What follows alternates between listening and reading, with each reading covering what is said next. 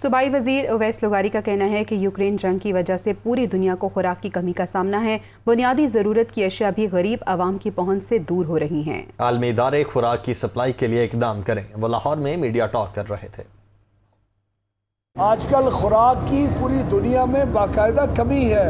Food starvation और global food inflation जो है वो पूरी दुनिया को इस वक्त एक बीमारी की तरह बिल्कुल अपनी गिरफ्त में ले चुकी हुई है। यूक्रेन की एक जंग ने पूरी दुनिया की गंदम और मकई की प्रोडक्ट्स की अवेलेबिलिटी को बहुत कम कर दी है, जिसकी वजह से गंदम और मकई की कीमतें ऊपर गई हैं, जिसकी वजह से गरीब लोगों तक इस बेसिक फूड आइटम की रसाई भी कम है।